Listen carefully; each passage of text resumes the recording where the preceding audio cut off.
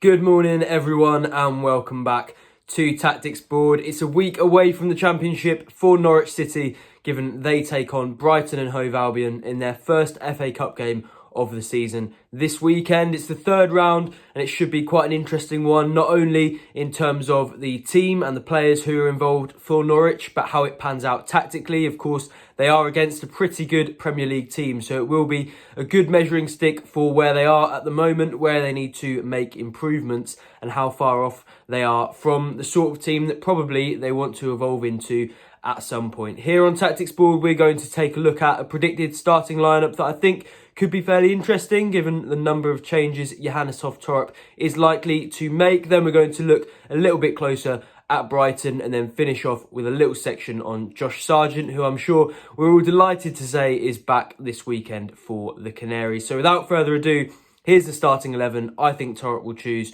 for this weekend's game.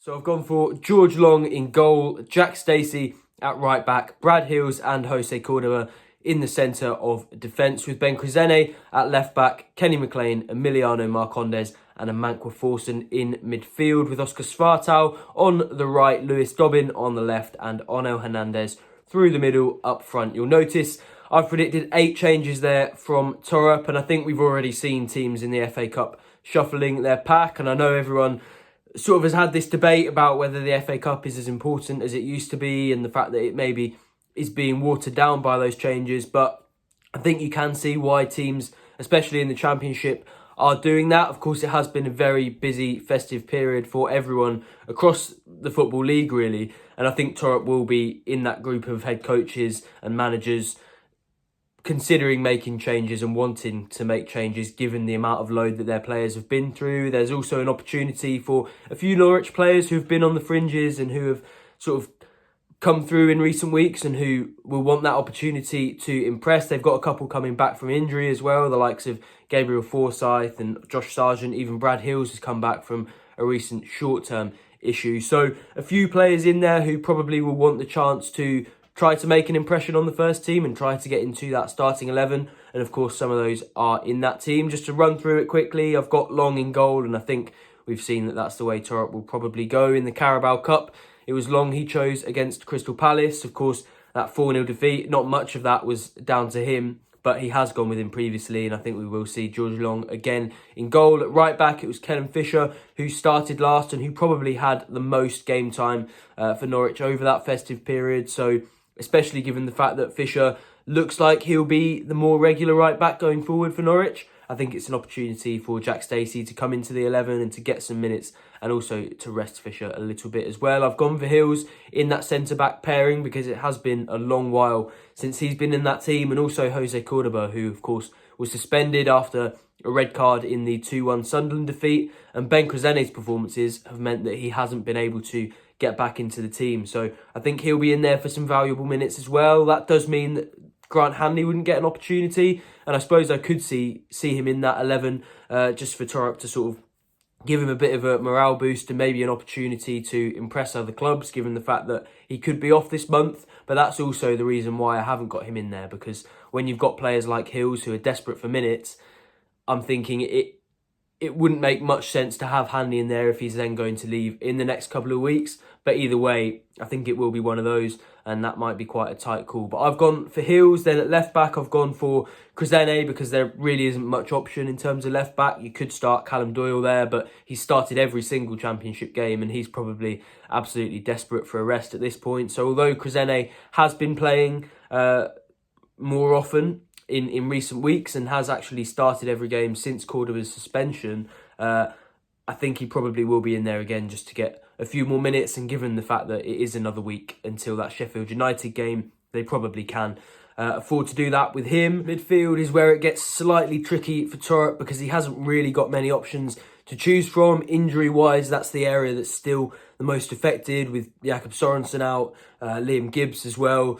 A few players who are sort of coming back, like Forsyth, who obviously won't be starting this game, you'd think, given how long he's been out for. So there aren't many options for Thorup to choose from in midfield, and that's why I've gone with two players who did start in that 2-1 win over Coventry last weekend in Emiliano Marcondes and Kenny McLean. I think McLean probably makes sense because obviously he had that 4-game suspension and probably does still need some minutes to get back to his best and to get full match sharpness. And then Marcondes, because he was rested for that QPR game, he was on the bench for that one, and for that reason he probably has had fewer minutes than the other regular midfielders, even though of course he has been filling in and was in that midfield for the games against Luton and Coventry because Anis Ben Slimane gained that injury against Luton. And then of course I've got Amankwa Forson, who I think we've spoken about as somebody who might benefit the most from this game. Of course, scored that double against Coventry, a huge moment for him, a bit of a confidence booster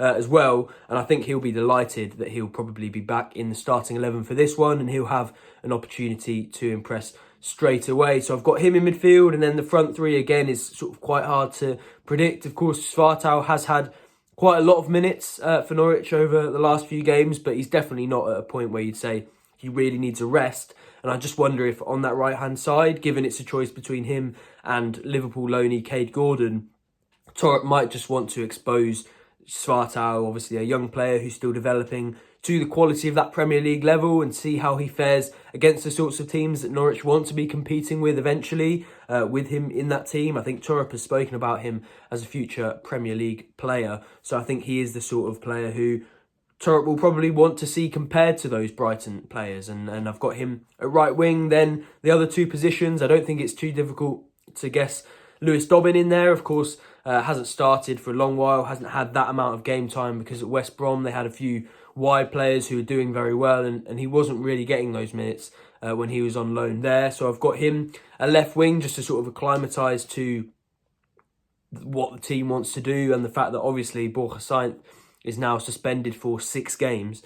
So that's something that Norwich will have to deal with, and probably they want Dobbin up to speed as quickly as possible so that he can help cover for him in those wide positions. And then up front, I just think Ante Cianats looks like somebody who needs a rest. He's played so many minutes since Josh Sargent was out injured, and although he has been rested in that Luton game, of course, he was introduced after 37 minutes because of that Slimane injury, and he looks like somebody who really could do with a break. Given how well Ono Hernandez has done in recent weeks, it makes sense to start him in that role. So I've got him there. Either way, it should be a very interesting team selection when that news comes out at 2 p.m. tomorrow.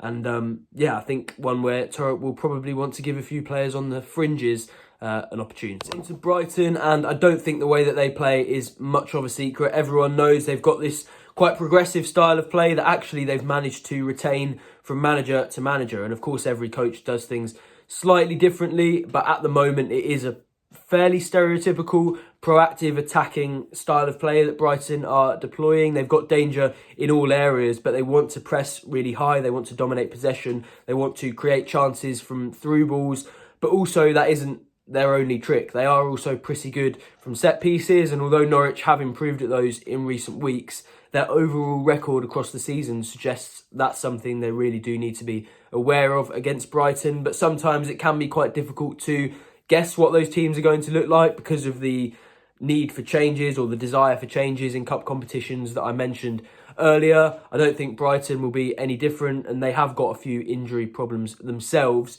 So I think it will be quite a different team to what their usual Premier League's best starting 11 will be. So in that sense, it's quite an interesting task for Thorup to deal with, and probably a situation where even though Norwich go in as underdogs, they really do need to focus on themselves and what they can do this weekend, because it will be quite hard for them to predict. But either way, you expect Brighton to still play with this proactive style, to want to attack as much as possible and to want to press high. Although I did find it interesting actually that Fabian Hurtzler in his pre-match press conference spoke about the fact that when they're defending deep, Brighton need to be good in their low block. So clearly they have got a contingency plan, and I think it probably says a lot about the qualities that Norwich have, that they are planning for if Norwich can wrestle control of that game and can push up the pitch, because Brighton are obviously wary of that as well, and Thorup will actually want to make that the case, even though I'm sure It will be a difficult low block to break down if they do get them into that scenario.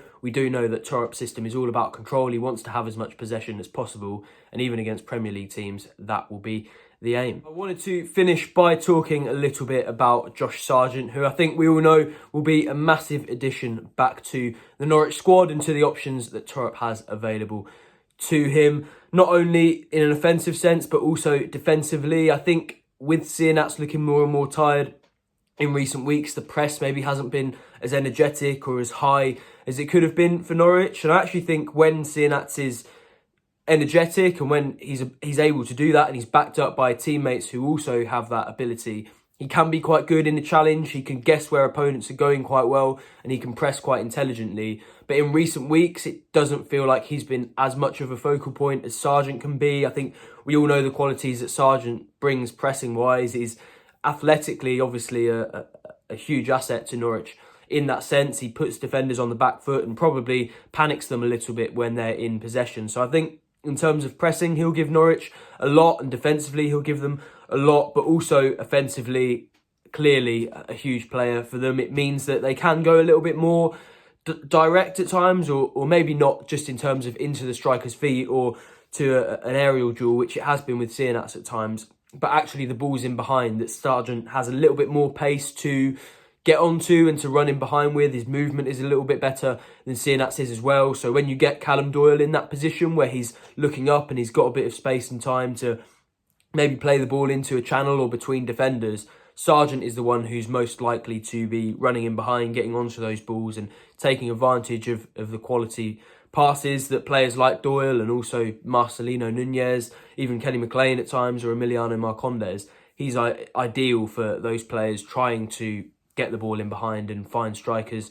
to do that. Of course, he also pushes the defence back a little bit because of those runs, and that creates space for Norwich when they want to pass out from the back, or when those midfielders are trying to time their runs to get to the edge of the box and finish goals like Nunez has scored in recent weeks, like Marcondes probably wants to be scoring as well. And having somebody like Sargent there who will move really well and will create that space for others means that other players in the team are likely to be in better positions as well, rather than just Sargent scoring goals, which I'm sure he's absolutely desperate to do after a few months out. It feels like he probably will get a few minutes off the bench for Norwich this weekend, unlikely to be a starter, but with those big championship games coming up, it does feel like pretty good timing for Norwich. Of course, we'll have every part of the game covered across our channels over the weekend. So go to pinkun.com/subscribe and you'll have access to absolutely all of it. Thank you very much for joining me on Tactics Board. Of course, we'll be back before the Sheffield United game when hopefully we're all feeling very positive after a cup upset against Brighton. See you then.